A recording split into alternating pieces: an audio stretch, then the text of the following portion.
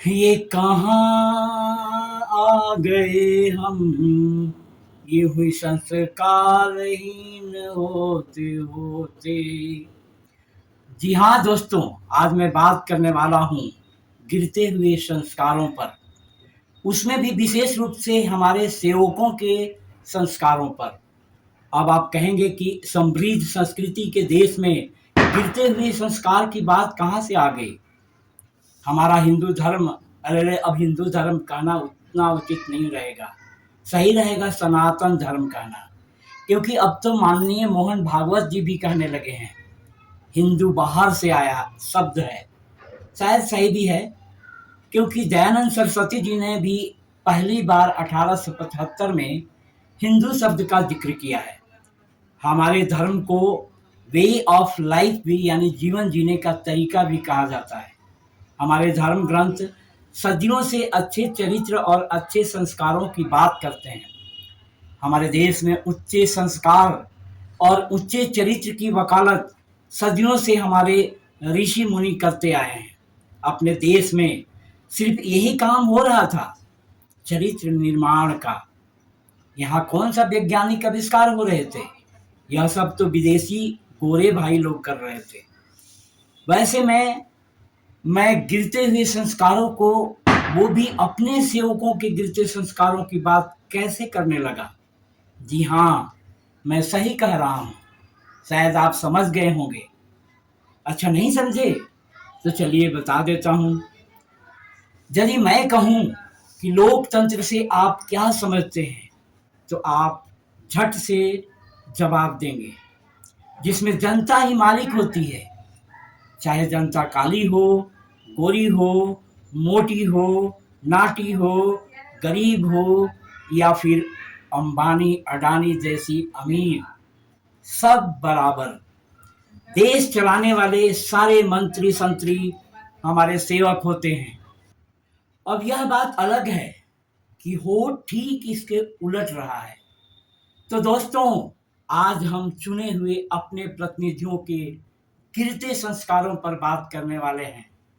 वैसे दोस्तों, बचपन से ही हम सुनते चले आ रहे हैं कि हमारा देश सदा से संस्कारी रहा है। हम संस्कार के मामले में विश्व गुरु थे, हैं और आगे भी रहेंगे।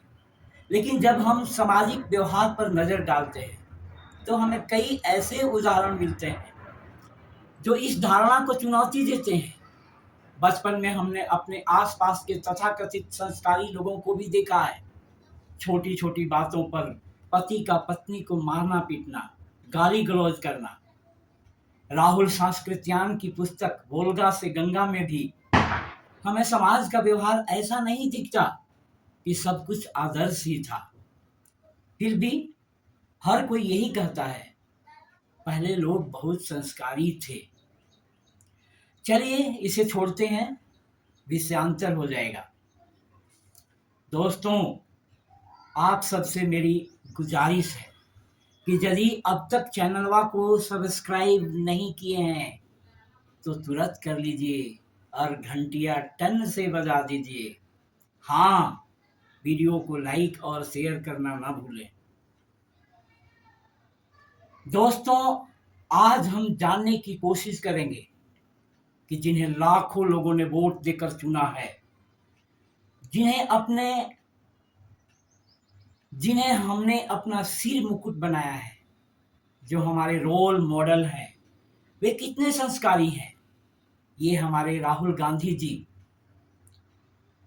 कई लोग इन्हें राजकुमार बताते हैं, कुछ विपक्षी दल वाले इन्हें और क्या क्या कहते हैं, उस पचड़े में हमें नहीं पड़ना है। वे अगर कुछ कहते हैं तो भाई हम क्यों कहें। राहुल जी का वास्ता बड़े राजनीतिक घराने से है, विदेशों में पढ़ाई की है और फिलहाल संसद में लीडर ऑफ ऑपोजिशन है। आप इन्हें जनेऊ दिखाते भी पा सकते हैं।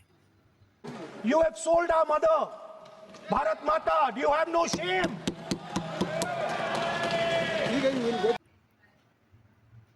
जरा आप वीडियो में इनके इस बयान को देखिए, जब वे कहते हैं माँ को बेच दिया। अब आप ही सोचिए, यह सुनकर कैसा लगता है? घिनौना, घृणित। कुछ लोग कहते हैं बात तो सही है। अरे भाई, क्या इसे कहने का कोई बेहतर तरीका नहीं हो सकता था? चलिए अब आगे बढ़ते हैं और मिलते हैं माननीय सांसद निशिकांत दुबे जी से। साहब शायद झारखंड से आते हैं, नाम में दुबे लगा है, जाहिर है ब्राह्मण जाति से हैं। भारत की सबसे सुसंस्कृत, संस्कारी, पढ़ी लिखी और हर क्षेत्र में अग्रणी लोगों को संस्कार बांटने वाली सौम्य जात साहब संसद में घंटों बोलने का माजा रखते हैं। जरा इनकी ये वीडियो देखिए। मैं रूल 352(5) और 353 माननीय निशिकांत एक मोशन के लिए खड़ा हुआ। ये जो लीडर ऑफ द अपोजिशन है राहुल गांधी सर, ये अर्बन नक्सल की तरह बिहेव करता है और इसका सोरोस फाउंडेशन के साथ रिलेशन है, फोर्ड फाउंडेशन के साथ रिलेशन है। वीडियो देखकर क्या आपको ऐसा नहीं लगा कि यह पार्लियामेंट न होकर एक गांव का चारागाह है, जहां दो चरवाहे एक दूसरे को एड्रेस कर रहे हों? इनको पहचानते हैं?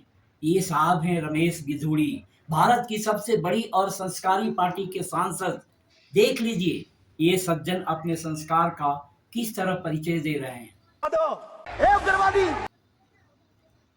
जिस दृश्य के लिए शुरू में मैंने आप सबको वीडियो के अंत तक बने रहने के लिए कहा था, वो अब आने वाला है।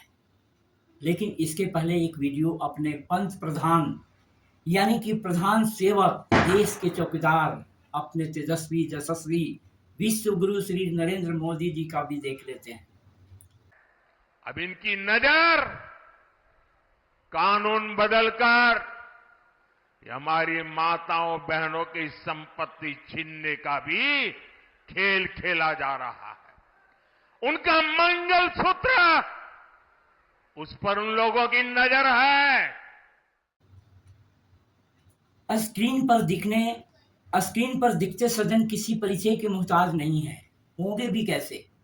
पिछले 20 सालों से बिहार के मुख्यमंत्री हैं, 10 बार शपथ ले चुके हैं। पूरा देश इन्हें सुशासन बाबू के नाम से जानता है।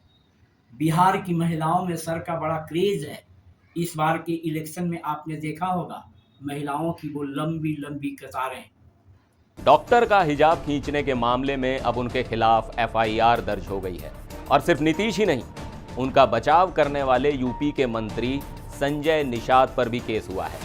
इस वीडियो पर बहुत सारे पढ़े लिखे लोगों और जनता के प्रतिनिधियों का कमेंट आया। यहाँ सबकी बात नहीं करूँगा। अब इन सांसद जी से मिलिए। उत्तर प्रदेश से आते हैं, बहुजनों का प्रतिनिधित्व करते हैं, नाम में डॉक्टर लगा है, जाहिर है अच्छे खासे पढ़े लिखे होंगे। सर जी का कहना है कि हिजाब खींचने पर इतना हो हल्ला, तो कहीं और छू दिए रहते तो क्या होता। इस बात को कहते हुए सर की भाव भंगिमा काबिले तारीफ होती है। अब नीतीश जी की अगली वीडियो को देखते हैं। आसपास यदि महिलाएं बच्चे हों तो उन्हें अलग कर लें, क्योंकि नीतीश जी इस वीडियो में बायोलॉजी के प्रजनन चैप्टर पर कुछ समझदारी की बात कर रहे हैं। पूरी चीज न है तो जो हम लोगों ने कहा कि अगर पढ़ लेगी लड़की और वो जब शादी होगा लड़का लड़की में, तो जो पुरुष है वो तो रोज रात में जो सदिया होता है उसके साथ करता है ना, तो उसी में और पैदा हो जाता है। आगे मेरे पास न शब्द है न हिम्मत, आप सब आकलन कीजिए। वैसे बोलना भी ठीक नहीं है, झट से कोई कह देगा जनता ने इन्हें भर भर कर वोट देकर चुना है, तो फिर जो तुमको हो पसंद वही बात करेंगे। बुरा न मानो, होली है। जय भारत, जय हिंद।